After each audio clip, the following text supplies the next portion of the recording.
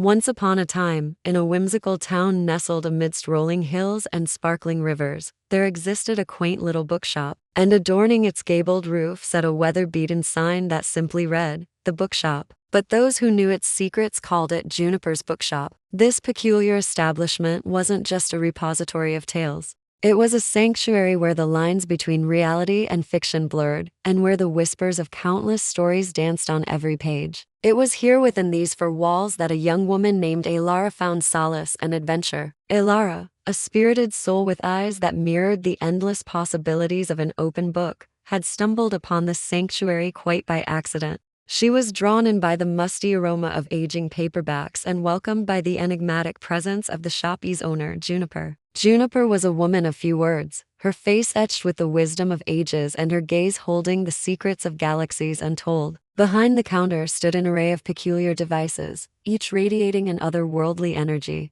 There were clocks that ticked in reverse, telescopes pointed at constellations unknown, and globes that spun tales of lands beyond imagination. As Elara delved deeper into the labyrinthine shelves, she discovered that this bookshop wasn't just a place to buy and sell stories. It was a nexus, a point where the boundaries of reality were thinnest. Each book, each tome, each scroll held a portal, a gateway to realms unseen. All one had to do was know where to look and how to read between the lines. Elara spent hours here, not just reading, but living the adventures penned within the pages. She soared through star-strewn skies with intrepid explorers, fought alongside valiant knights, and swam through seas of ink in fantastical undersea kingdoms. And with each story, she felt her spirit soar. But as the sun began its slow descent, casting long shadows across the shop, a sense of unease crept into Elara's heart. For she realized she wasn't just experiencing these stories, she was becoming a part of them. Characters from the books she'd read started appearing in her own reality, drawn as if by an invisible hand from the very pages she'd devoured.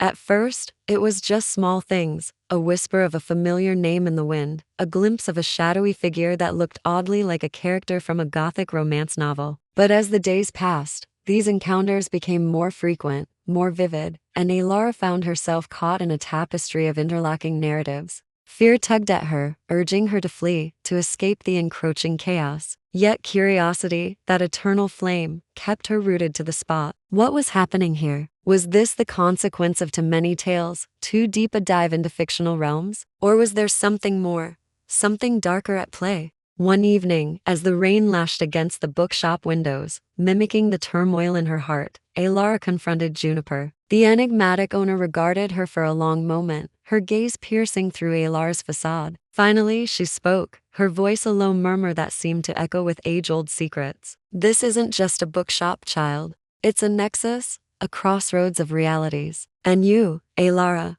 have opened a door that shouldn't be opened." With that cryptic warning, Juniper disappeared into the labyrinthine shelves, leaving Elara to grapple with the implications of these words. Was she merely a pawn in a grander scheme, a piece on a cosmic chessboard? And if so, what was the game being played? As the night deepened, Elara realized she couldn't flee, not from the encroaching stories nor the unsettling truth of her situation. She was in too deep. She was now a part of the narrative, and she had to play her part if she wished to survive. With newfound determination, Elara delved deeper into the mysteries of the bookshop, seeking answers, seeking control, seeking a way to navigate this treacherous literary labyrinth. Her journey had just begun, and the path ahead was fraught with peril, but also with the promise of extraordinary revelations. For within the hallowed halls of Juniper's bookshop, reality was nothing but a story waiting to be rewritten.